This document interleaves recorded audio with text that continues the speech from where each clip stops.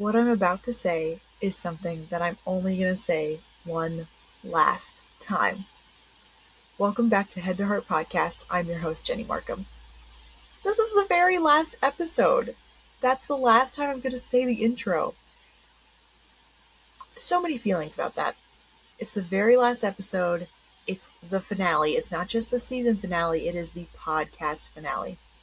This podcast has been going on for 5 years total. September 2019 is when Allie Hewling and I decided to take our shot at podcasting, and then 3 years is the anniversary of when I decided to just try to do it consistently myself. And 5 years, 5 seasons later, here we are, finishing it off, tying off a pretty bow. It is bittersweet, but really, I feel so good. I feel like, yeah, it is time. And this is a really good thing. I just have to say something real quick. You may notice that my microphone has string on it. The bolt holding the microphone holder is loose, and I wasn't about to get out a screwdriver and everything. I was just like, I gotta get this done. The very last episode. I'm not even gonna make a big deal about it. I tied it together with string so it would hold my microphone for me. Anyway, I knew some people would notice and wonder, has her microphone always been held together by string? No, just this time. Well, you may be wondering, dear listener.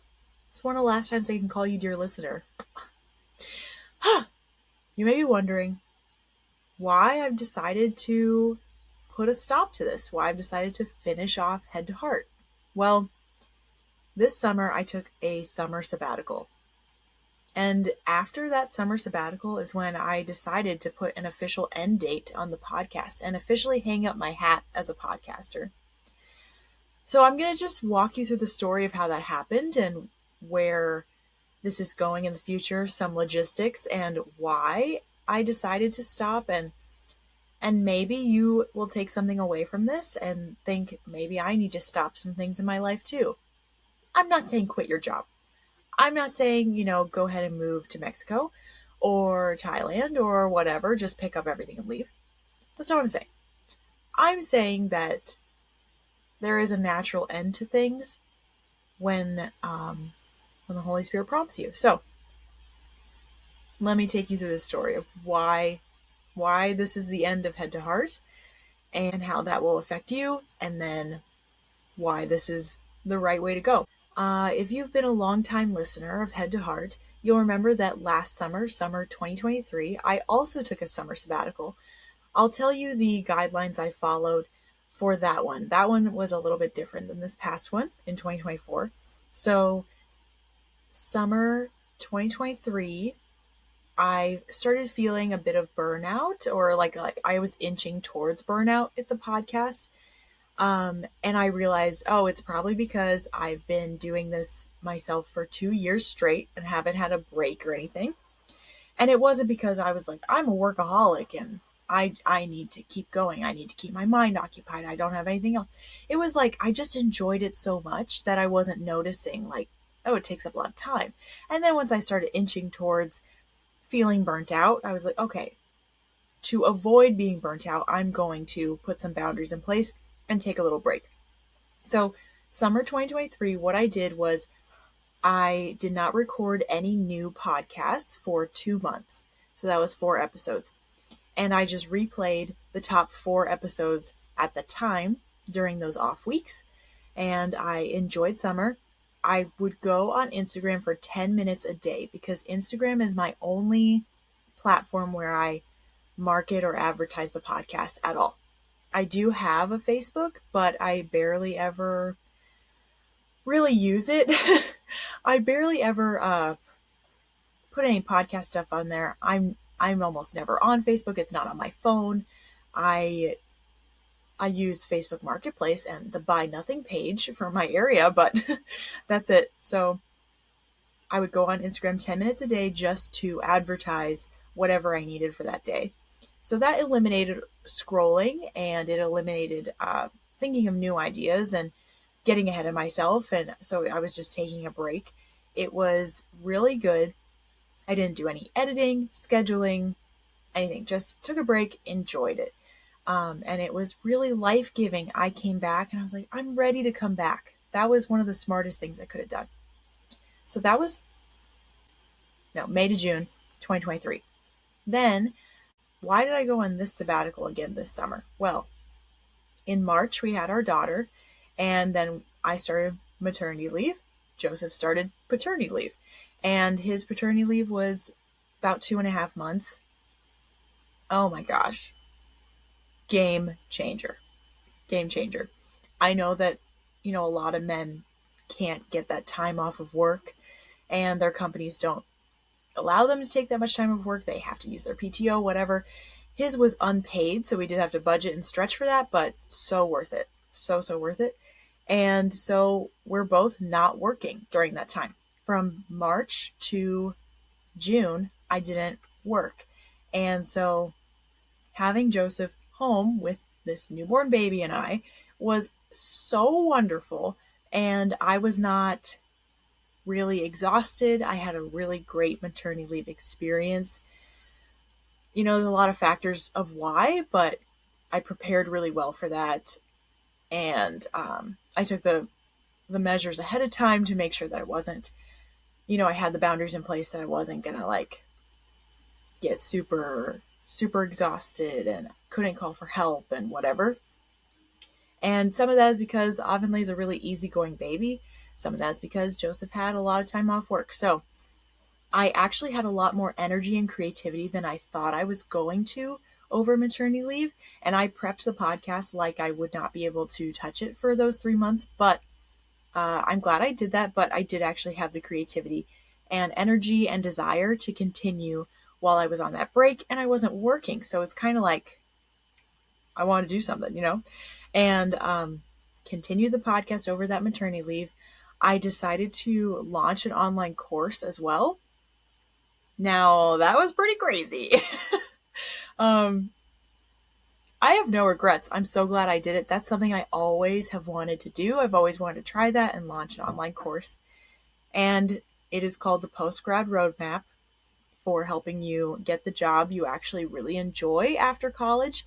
And if you are in a job that you just don't want to be in long term, you have no idea what to do outside of school, you are just trying to get to know what you like to do and the career path you'd like to go down, that would be a great course for you. And it's $50. The link is in the show notes. If you want a course that's going to land you, teach you step by step how to get a job you actually really love after college, then that is the course for you. And I am so glad I made it, because I was learning how to make an online course as I was creating it. So it was a whole new venture, and I'm very proud of it. I just praise God that he helped me do it. I was so nervous, so scared, just doing something new, but so happy I did it. If you need it, now is the time. I was gonna make it $100, but I was like, this is the last episode. I might as well have a little sale. $50 to save you over 50 hours of work and emotional time and energy. So buy it if you need it. But in the process of doing that, I did that over maternity leave. It was a lot of work. I mean, it was so exciting. Parts were so fun, but it was also very tiring.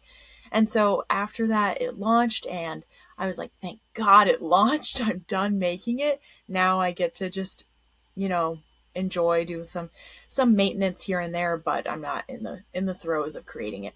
So as June goes on, it has launched, and I'm feeling so tired, not because of our newborn baby, just because of, okay, that was a lot to undertake. It's over now. So now that it's over, where do I want to spend my time? Do I want to continue doing the podcast as I was before? But I felt really torn. I was like, here's the thing, is that the podcast part isn't tiring to me. I love recording. I love writing the episodes. I love interviewing people. I love editing and scheduling. That's not the hard part for me. The hard part was that you have to market yourself. Whenever you create something yourself, you're kind of automatically in charge of marketing it as well, unless you have hired someone to only do the marketing part. And I completely understand why businesses and people do that, because it's a lot of work. And in my mind, I never thought, oh, going on Instagram, literally just one podcast platform, literally just one social media platform, oh, that's not going to be exhausting to me, but it is. And I don't even think I'm great at it.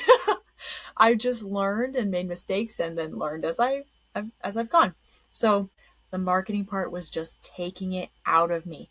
I don't like to be on my phone. I don't like to have it in my pocket all the time. I don't like to have to keep up with it. I don't like to have to create content for weeks on end and then schedule it. Instagram is a lot of work if you're trying to market something. And then let's take the marketing part out of it. Once you market, okay, I would, post what I needed to. Then you just see all these reels, you just see all your friends posting, oh, this person has a life update, whatever. And then I would just be caught scrolling. So it was sucking the life out of me. And I thought, okay, something needs to change. But I didn't feel like I could stop marketing on Instagram, because I thought, that's the only way that people know a new episode is out or this thing is out, whatever. And I didn't feel like I could take a break, but I prayed and was seeking God, saying, yeah, I'm really feeling it. I am really feeling the burn, and I don't want this. I didn't want to have that on my mind as I was caring for our daughter. I didn't want to have that on my mind in that last month before I would go back to work. I just want to enjoy. I put in a lot of hard work. I just want to enjoy now and take a breather. So I asked 2 friends to be praying for me while I was trying to decide what to do. Do I just stop Instagram altogether? Do I just quit now? Do I just take a really long break? Do I try to put boundaries around it, or just try to figure it out? And one day I was praying and asking God what to do, and I just started to imagine, okay, what if I took another summer sabbatical? What if it became an annual thing? What if I took 2 months or 6 weeks or something off completely, but I didn't even touch Instagram and I didn't even make a podcast episode the whole time? And I was thinking about this as I was folding laundry. I started to just feel lighter and happier as I pictured it. Like, yeah, I think that is what I need. So my 2 friends got back to me after praying for me, and one of them said, this is what I'm hearing. I'm just hearing the Lord say, surrender to the shift. And I was like, okay, I will surrender to the shift. And one of my other friends told me, I don't know if this really applies to you, but I got a picture of you like folding laundry, just feeling super happy and content. And that was the only thing I got. And I said, well, that's really strange, because I was just folding laundry today and I started feeling super happy and content as I pictured taking a sabbatical. And I felt like, yeah, I need the space to breathe. I just want a clear, open blue sky where I could just gaze up and not think about something I have to do in the back of my mind. Last year, I thought, summer sabbatical last year was awesome and it was such a good break and I was ready to go back afterwards. So let's take another sabbatical. My boundaries on this sabbatical were different. Summer 2024 sabbatical, my boundaries were, I'm not going to touch podcast stuff. I'm not going to edit or create or interview or anything. And I'm not going to touch Instagram whatsoever. It's going to be off my phone. I'm not even going to think about it. I'm going to do the pre-work I need to set me up so that I do not have to even think about the podcast. I did not reuse any episodes and replay them. I just stopped. Just stopped all marketing, all podcast stuff. And the things that I did were, I just had fun. Here's what I did on my sabbatical. I went to the lake with my family. I threw a little birthday party for the podcast. So much fun. I played pickleball. I reread a book that really impacted my faith. I read it 10 years ago when I was 15. So I reread that book kind of in purpose of like seeing, okay, do I still agree with this book? And would it be something that I would give to my daughter when she's old enough later? Definitely is. Love it. It's called Captivating. literally changed my life when I read it when I was 15. It was really, really good. I did a lot of journaling. I gardened. I planted some wildflowers. I planted radishes, harvested my radishes. I planted basil, harvested basil. Delicious. We moved homes during that time too. It was really nice to be able to move and just focus on that and not even think about, oh, I need to post a podcast episode today or something. And I just spent time with the Lord. I just sought his face and listened for his voice. It was so, so sweet. So in these 6 weeks, this isn't even as long as it was the last year. The last summer was 2 months. I did it for 6 weeks this time. The results, I kid you not, I was shocked at the results of this sabbatical. I just felt a lot of change in my life during that 6 weeks. The previous sabbatical, I was on Instagram 10 minutes a day. All right, so it wasn't completely out of my life, but pretty strict boundaries around it. And that was helpful. This time, not being on Instagram whatsoever, let me tell you what happened. My mind was so clear, so crystal clear, not buzzing around at all. I felt super duper happy. Like I just reached a new level of contentment that I haven't felt in a very long time. It was pretty rare that my mood was discontent or super frustrated. I just felt a lot of joy. And I just want to say that Instagram is the only social media I actually use.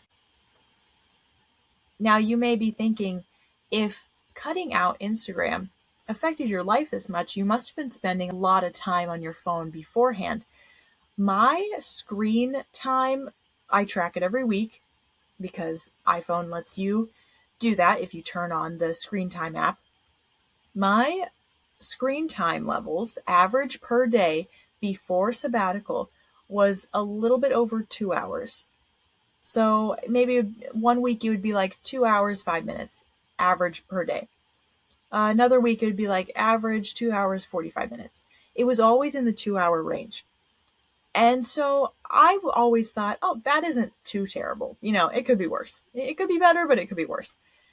I could not believe this. By only cutting out Instagram, my goal was not, I want to use my phone as little as possible during this sabbatical. That was not my goal. My goal was I'm not going to touch Instagram. And by only cutting out Instagram, my screen time dropped down to 53 minutes per day average. That's the lowest I've ever seen it while I've been tracking it. I was amazed, to say the least. Then another thing, I never felt any level of anxiety during those entire 6 weeks. And I do not live in chronic anxiety. I don't have an anxiety disorder. I thought I was living at a completely normal level of anxiety. I feel it every now and then, but it doesn't really affect my life.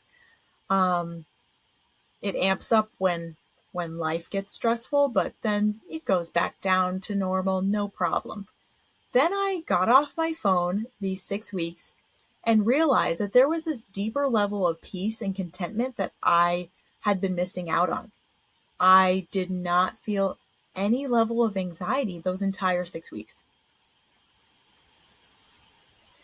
Another thing, I felt the Lord speak to me more often and more clearly during those 6 weeks than I had just maybe ever. Just more often in the middle of my day or, more clearly. And I thought, I think I'm hearing God's voice more often than I used to. It's because I didn't have a distraction. And I thought, okay, if it's robbing me of that, I don't really want to go back to how I was living before. And that's part of why I was journaling so much, because I wanted to write down everything God was telling me. And every week at the end of every week, I would write down like a little recap. How is sabbatical going?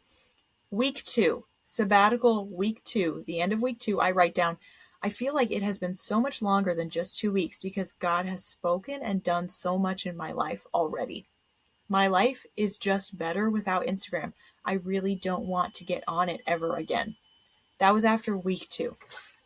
And my screen time level at that point was down to an hour, 32 minutes average every day. This was nuts. I did not expect it to impact my life so greatly, but it did. And so as sabbatical was winding down, week 5 comes, and I'm thinking, okay, I need to get ready to resume the podcast, resume marketing the podcast. But I felt so torn because I was like, I love life without it. Not specifically the podcast. That's the problem. It's like many, many times beforehand, I've been like, I don't even want to do social media at all anymore. But the only thing, literally the only thing that kept me from deleting it was that I had the podcast. And how do you market without social media? So I was like, that's the one thing keeping me. And no matter how many times I would set little boundaries around whatever, it never felt like enough. And as week 5 was coming to a close, I was really, really torn. I was thinking, this is not where I want my focus to be right now. I want to podcast, but I don't want to market. I don't have the money or time to hire someone to market everything for me. And it really sucks that when you create something, you would like people to see it and enjoy it. So you automatically become your own marketer. And week 5, I start praying. I'm like, God, I'm split in two right now. I don't even know what to do. And guess what? I asked some friends, multiple friends, to pray for me as I was seeking what to do next. And guess what? Several people said they got nothing. Nothing. I'm praying. When I pray, I don't feel like I'm getting any clear direction from God about this.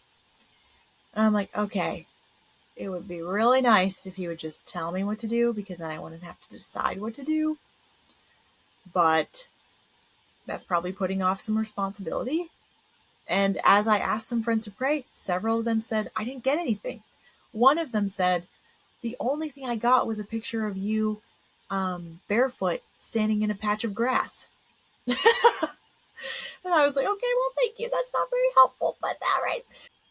I got so desperate as I was praying for this. I just grabbed my Bible. I was like, Lord, I don't do this often, but if you would just have me open to a verse that would give me some direction, that would be really great. Haven't done that in a very long time. But I opened. Guess what? It worked. And I opened to 1 Corinthians 10, verse 31, which says, so then, whether you eat or drink or whatever you do, do it to the glory of God. That's the verse I opened to. I thought, all right, this is probably one of those decisions where I just have to make a call and do it for the glory of God. And so I decided, okay, I'm thinking that I'm going to stop the podcast. And I was still torn. For several days in a row, Joseph and I would sit down to eat dinner, and one day I'd be like, no, I think I'm going to continue. Next day, I'm like, I think I'm going to quit. Next day, I'm like, no, really, I think I'm going to continue. Next day, I can't do this anymore. I'm going to quit. So that day I was like, I think it's time. I'm just going to move forward with wrapping it up and pick a date for the final episode. And as I told one of my friends this a few days later, I was like, I think this is one of those decisions that, God leaves it in my court, and he'll bless whatever I do as long as I do it for his glory. And said, this is the last date of the podcast is September 27th. That's when the last episode will come out. And she goes, I think that totally makes sense. I got a picture of you standing beneath this big fruit tree and you're barefoot, just like that other person said. I was standing on a patch of grass barefoot. The Lord is saying there will be much fruit produced no matter which way you choose. The Lord will be smiling so big over you, whether you are holding Avonlay on the couch or recording new episodes.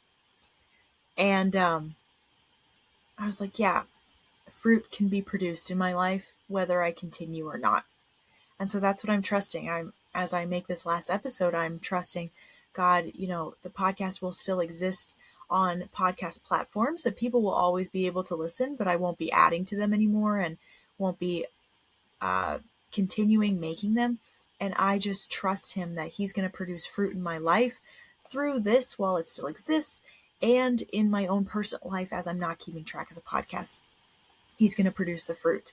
He was always the one producing any fruit or any impact that came from this podcast. It was never me. So once she said that, I was like, this is just a new level of peace. I trust that he will produce fruit in my own life as I just spend time with my family and as I start my master's degree in counseling in January. I'm applying right now. I'm getting all those transcript documents in and those recommendation letters. And my plan is to start in January to get my master's degree in counseling. And it's very exciting. That's something I promised myself I would never do. But look here, I'm doing it. A new level of peace has come with it. And it's really exciting. And it's something I look forward to. At the very end of sabbatical, I felt torn about, okay, maybe this is the way to go, maybe it's not, or it felt very bittersweet, especially when I announced it and then people would tell me, I'm sad, I'm going to miss your voice in my headphones and new episodes coming out.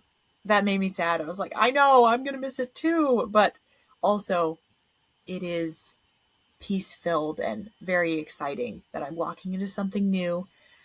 Now I'm ready to be finished. I feel like I wanted to make this last episode. It's so nostalgic, so beautiful, and a little sad, but at the same time, I'm ready to be done. I'm ready to delete Instagram off my phone. I'm ready to not even think about it, just tie a bow on it and let it be. And this was a really big part of my decision, is that I just never want to give my daughter half of my attention. And when I have podcast things that I need to post about or to be on Instagram to market, I do feel like I'm giving her half my attention. And consequently, I miss half her childhood. And I just don't want to do that. It isn't worth the price for me now. And I think before I had a child, that wasn't as big of a cost. And that's why it was working for 5 years. Well, that's why it was working for that long, is that I didn't have a little one looking back up at me, breastfeeding, and then looking back up at me and smiling, and then going back to breastfeeding. It's just so precious. But I just never want to give her half of my attention. I never want to hold her and be scrolling on something in my other hand. So yeah, that's the story. Some logistics for you. The podcast will still exist. It will still be up and available on all the podcast platform it always has been available on. So people will still be able to find it. People will still be able to listen and become listeners, but there won't be anything new produced. And then the Instagram page will still be up. I'm not planning on deleting it so that people could still find it if they needed to, but I won't be on it. I won't be there. It'll exist, but I won't be there. All the resources that I've ever made will be on that Instagram page, that you can always access them, like my burnout prevention training and the how to minister to LGBTQ people. That training will also be up and on there if you ever need to reference it. Those are completely free and you'll always have access to them. So the Instagram page is up, but I won't be on it. You will not see me on there. If you're listening to this and you're thinking, that's a little inspiring. I mean, I wonder how my life would change if I stopped all social media and just didn't have it on my phone whatsoever, didn't touch it at all. What if I went longer than just a few weeks? What if I did it for 3 months? What if I did it for 6 months? What if I just did it forever? It is definitely possible to honor God through social media. And I know that. That's why I was a little bit torn, because I thought, I do know of people and accounts that are really glorifying God through their social media usage and what they post. And it actually is leading people to Christ. I followed this one girl who got saved through Instagram. She heard the gospel for the very first time through a video on Instagram, and it completely changed her life. I was amazed at that. Like, wow, God is using these platforms. But the question is, are you currently honoring God through your social media use? For a lot of us, the answer is no. For a lot of us, it's like, yes, it is possible to honor God through my social media use, but a lot of us are not currently doing that. You have to keep in mind that social media is designed to be addictive. The creators of it do not have your well-being in mind. They have your dollar signs in mind. The goal is not to make sure that you are spending enough time with God or your family or your friends. The goal is to make money off of you. And some of the creators of social media do not even let their own children have accounts. So if you are currently not honoring God through your social media use, then what do you need to change to get there? If you try setting some boundaries around your social media, but it just isn't working, it isn't producing the change that you would like it to see, there isn't any shame in just deleting it and saying, I don't think I'm able to do that. I don't think that I have the self-control to have it on my phone but not use it.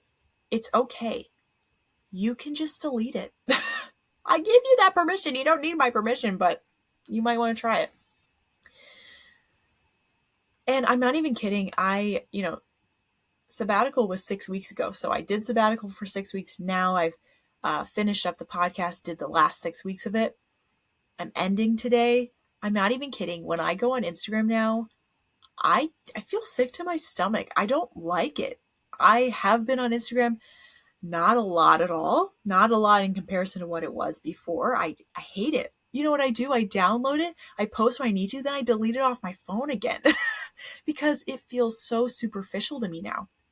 It's like, I just feel completely different about it. So if you feel torn, take it into account. In eternity, your social media use, it will not matter. It might just be a hindrance to you using that time God has gifted you to do something else that's more kingdom-minded that He's actually leading you to do. Just think about it. I want to give you some resources because these resources are big game changers. If you just want to learn more about this, I have 3 written down here for you. One is a book. It's called The Digital Fast by Darren Whitehead. Now, if you don't like reading or you can never finish a book, you could always listen to some podcast episodes by Darren Whitehead, who wrote the book Digital Fast. So if you just want to do, a little taste test, listen to some podcast episodes with him. But if you want to buy the book is wonderful too. His whole church did this digital fast together. It's really awesome.